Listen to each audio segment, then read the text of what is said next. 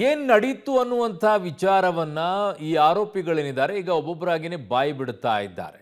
ಇಲ್ಲಿಯವರೆಗೂ ಕೂಡ ಕಾಗೆ ಹಾರಿಸುವಂಥದ್ದನ್ನ ಮಾಡ್ತಾ ಇದ್ರು. ಒಬ್ಬರು ಕಲರ್ ಕಾಗೆ ಹಾರಿಸಿದ್ರು, ಒಬ್ಬರು ಬ್ಲ್ಯಾಕ್ ಅಂಡ್ ವೈಟ್ ಕಾಗೆ ಹಾರಿಸಿದ್ರು. ಸೊ ಈಗ ಪೊಲೀಸರ ಮುಂದೆ ಅಸಲಿ ಸತ್ಯವನ್ನ ಪವನ್ ಮತ್ತು ನಾಗರಾಜ್ ಕಕ್ಕಿದ್ದಾರೆ. ತನಿಖಾ ತಂಡದ ಎದುರು ಕೊಲೆ ಆರೋಪಿಗಳು ಹೇಳಿದ್ದೇನು ಪಬ್ಲಿಕ್ ಟಿವಿಯಲ್ಲಿ. ರೇಣುಕಾಸ್ವಾಮಿಯ ಮರ್ಡರ್ ಮಿಸ್ಟ್ರಿಯ ಮತ್ತೊಂದು ಎಕ್ಸ್ಕ್ಲೂಸಿವ್ ಆಗಿರುವಂತಹ ಸುದ್ದಿಯನ್ನು ನಿಮ್ಮ ಮುಂದೆ ಇಡ್ತಾ ಇದ್ದೀವಿ. ಸೊ ಪೊಲೀಸರ ಮುಂದೆ ಇವರಿಬ್ರು ಬಾಯಿ ಬಿಡುತ್ತಾರೆ. ಏನಾಯಿತು ಎಲ್ಲವನ್ನ ಡೀಟೇಲ್ ಆಗಿ ಹೇಳ್ತಾರೆ. ಅಲ್ಲಿವರೆಗೂ ಒಬ್ಬೊಬ್ಬರು ಒಂದೊಂದು ಕಥೆಯನ್ನು ಹೇಳ್ತಾ ಇದ್ದಿದ್ದು. ಬಟ್ ಕ್ಲಿಯರ್ ಆಗಿ ಪೋಸ್ಟ್ ಮಾರ್ಟಮ್ ಅಲ್ಲಿ ಬಂದಿರುವಂಥ ರಿಪೋರ್ಟಿಗೂ ಮತ್ತೆ ಸ್ಥಳೀಯವಾಗಿ CC ಕ್ಯಾಮ್ರಾದಲ್ಲಿ ಸಿಕ್ಕಿರುವಂಥ ಎವಿಡೆನ್ಸ್ಗಳಿಗೂ ಮತ್ತು ಇವರು ಹೇಳ್ತಾ ಇರೋದಕ್ಕೂ ಬಹಳ ತಾಳೆ ಆಗ್ತಾ ಇದೆ. ಸೊ ಹಾಗಾಗಿ ಫೈನಲಿ ಈಗ ಒಂದು ಬರ್ತಾ ಇದ್ದಾರೆ. ಇವರು ಹೇಳ್ತಾ ಇರುವಂಥದ್ದು ವಿಚಾರಕ್ಕೆ ಪವನ್ ಮತ್ತು ನಾಗರಾಜ್ ಈಗ ತಪ್ಪೊಪ್ಪಿಕೊಂಡಿದ್ದಾರೆ. ಜೂನ್ 8ರ ಶನಿವಾರ ಸಂಜೆ 6ರಿಂದ 6:30 ಒಳಗೆ ಪ್ರಾಣ ಹೋಗಿತ್ತು ಅಂತ ಹೇಳ್ತಾರೆ. ಜೂನ್ 8ರ ಶನಿವಾರ ಸಂಜೆ 6ರಿಂದ 6:30 ಒಳಗೇನೆ ಪ್ರಾಣ ಹೊರಟೋಗ್ಬಿಟ್ಟಿತ್ತು. 6 ಗಂಟೆಯಲ್ಲೇನೆ ರೇಣುಕಾಸ್ವಾಮಿ ಕುಸಿದು ಬಿದ್ದಿದ್ದ ಅಂತ ಹೇಳ್ತಾರೆ. ಸಂಜೆ 6ರಿಂದ 6:30 ಸತ್ತೋಗ್ಬಿಟ್ಟಿದ್ದಾನ ಅವನು. 6 ಗಂಟೆಯಲ್ಲೇ ಕುಸಿದು ಬಿದ್ದಿದ್ದ ರೇಣುಕಾಸ್ವಾಮಿ ಅಂತ ಹೇಳಿ. ಅಂದರೆ ಯಾವಾಗಿಂದ ಟಾರ್ಚರ್ ಕೊಟ್ಟಿದ್ದಾರೆ, ಕರ್ಕೊಂಡು ಬಂದಾಗಿನಿಂದಲೂ ಬಿಡದೇನೆ ಟಾರ್ಚರ್ ಕೊಟ್ಟಂಗಿದೆ. ಸರ್, ನಾವು ಹೊಡೆತಕ್ಕೆ ಸಂಜೆಯೇ ಸತ್ತು ಹೋಗಿದ್ದ ಅವನು ಅಂತ ಹೇಳ್ತಾರೆ ಅವರು. ನಾವು ಹೊಡೆದಂಥ ಏಟಿಗೆ ಅವನು ಸತ್ತೇ ಹೋಗ್ಬಿಟ್ಟಿದ್ದ, ಸಂಜೆನೇ ಸತ್ತು ಹೋಗ್ಬಿಟ್ಟಿದ್ದ ಅಂತ ಹೇಳೋದು ಯಾರು? ಪವನ್ ಮತ್ತು ನಾಗರಾಜ್ ವಿಚಾರಣೆಯನ್ನು ಮಾಡಿದಾಗ. ಸೊ 6 ಗಂಟೆಯಲ್ಲಿ ರೇಣುಕಾಸ್ವಾಮಿ ಕುಸಿದು ಬಿದ್ದಿದ್ದ. ಅದಾದ ನಂತರ ನೀರು ಕುಡಿಸಿ ಎಬ್ಬಿಸೋದಕ್ಕೆ ನಾವು ಹೋದ್ವಿ, ಆದರೆ ಎದ್ದೇಳಲೇ ಇಲ್ಲ ಅವನು.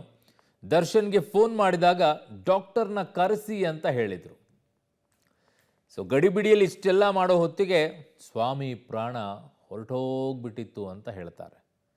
ದರ್ಶನ್ ಫೋನ್ ಮಾಡಿ ಡಾಕ್ಟ್ರಿಗೆ ಕರೆಸಿ ಅಂತಾರೆ. ಬಟ್ ಅಷ್ಟೆಲ್ಲ ಮಾಡಿ ಗಡಿಬಿಡಿಯಲ್ಲಿ ಏನೋ ಮಾಡೋಕ್ಕೆ ಹೊರಟ್ವಿ, ಬಟ್ ಅಷ್ಟೊತ್ತಿಗೆ ಅವ್ನು ಸತ್ತೇ ಹೋಗ್ಬಿಟ್ಟಿದ್ದ ಅಂತ. ರಾತ್ರಿ 8 ಗಂಟೆ ತನಕ ಏನು ಮಾಡೋದು ಅಂತ ಗೊತ್ತಾಗಲೇ ಇಲ್ಲ. ಸೊ ಚಿತ್ರದುರ್ಗದಿಂದ ಬಂದಿದ್ದ ರವಿಗೆ ಹೆಣ ಬಿಸಾಡೋದಕ್ಕೆ ಹೇಳಿದ್ವಿ ಅವನಿಗೆ, ಇದನ್ನು ಬಿಸಾಕು ನೀನೇ ಅಂತ ಹೇಳಿ. ಅವನು ಯಾರು ಡ್ರೈವರ್ ಇದ್ದ, ಇಲ್ಲಿಗೆ ಬಂದು ಡ್ರಾಪ್ ಮಾಡು ಅಂತೇಳಿ ಅವನಿಗೆ ಪಾಪ ಅಷ್ಟೇ ಹೇಳಿರೋದು. ಅವ್ನು ಬಂದು ಪಾಪ ಬಿಟ್ಟು ಹೋಗಿದ್ದ. ಬಟ್ ಅವನಿಗೆ ಅವ್ರು ಹೇಳ್ತಾರೆ ಹೆಣ ಬಿಸಾಕೊಂಡು ಹೋಗು ಅಂತ ಹೇಳಿ. ಆತ ಭಯ ಬಿದ್ದು ನಾನು ಇದೆಲ್ಲ ಮಾಡಲ್ಲ ಅಂತ ಹೇಳಿದ್ನಂತೆ ಅವನು. ನಾನು ಇದೆಲ್ಲ ಹಾಗೆ ಮಾಡೋಕ್ಕೆ ಹೋಗಲ್ಲ ಅಂತ ಹೇಳಿ. ಆಮೇಲೆ ಅವನಿಗಿರೋ ಪ್ರದೂಷ್ ಅಣ್ಣ ಅಂತೆ. ಹಾಗೆ ಕಾರ್ತಿಕ್ ಆ್ಯಂಡ್ ಟೀಮ್ ರೆಡಿ ಮಾಡಿದರು. ಪ್ರದೂಷ್ ಅಣ್ಣ ಕೂತ್ಕೊಂಡ್ಬಿಟ್ಟು ಕಾರ್ತಿಕ್ ಮತ್ತು ಅವ್ರ ಟೀಮನ್ನು ರೆಡಿ ಮಾಡಿದ್ರಂತೆ. ವಿನಯ್ ಅಣ್ಣ ಪ್ರದೂಷ್ ಸ್ವಲ್ಪ ಹೊತ್ತು ಹೊರಗೆ ಹೋಗಿ ಬಂದಂತೆ. ಸೊ ಪ್ರದೂಷ್ ಅಣ್ಣ ಕಾರ್ತಿಕ್ ಟೀಮ್ ಕರೆದುಕೊಂಡು ಬಂದರು.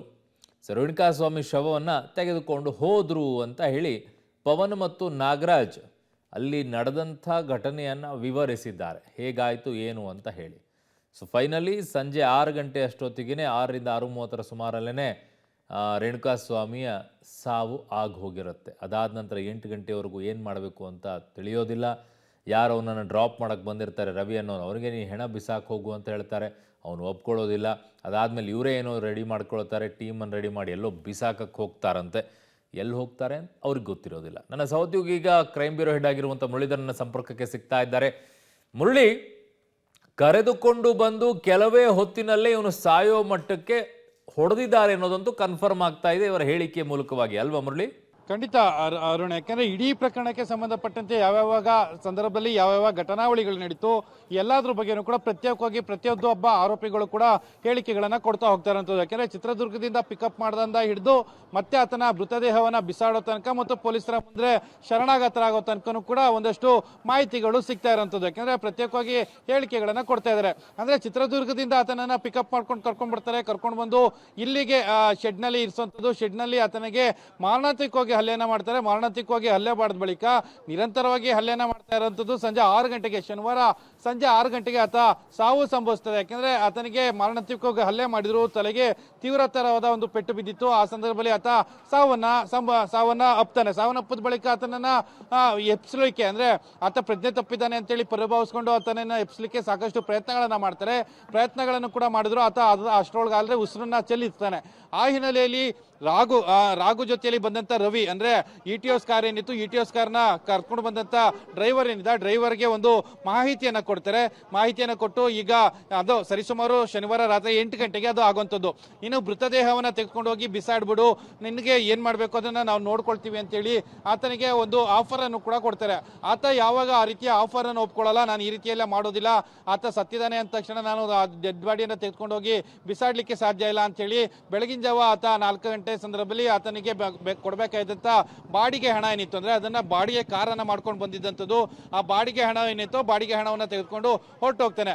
ಇದರ ನಡುವೆ ಪ್ರದೂಷ್ ಮತ್ತು ವಿನಯ್ ಇವರೆಲ್ಲರೂ ಕೂಡ ಒಂದಷ್ಟು ಪ್ಲಾನ್ಗಳನ್ನ ಮಾಡಿಕೊಂಡು ಮೃತದೇಹವನ್ನ ಯಾವ ರೀತಿಯಲ್ಲಿ ತೆಗೆದುಕೊಂಡು ಹೋಗಬೇಕು, ಜೊತೆಗೆ ಕಾರ್ತಿಕ್ ಅಂಡ್ ಗ್ಯಾಂಗ್ ಏನಿತ್ತು ಅದು ಎಲ್ಲಿಗೆ ಬಿಸಾಡಬೇಕು, ಈ ರೀತಿಯೆಲ್ಲ ತೀರ್ಮಾನವನ್ನ ಮಾಡ್ಕೊಂಡಿರ್ತಾರೆ. ಆ ತೀರ್ಮಾನವನ್ನ ಮಾಡಿಕೊಂಡು ಪ್ಲಾನ್ ಅನ್ನ ಮಾಡಿಕೊಂಡು ಈ ರೀತಿಯಲ್ಲಿ ಹಣವನ್ನ ಬಿಸಾಡಿರುವಂಥದ್ದು.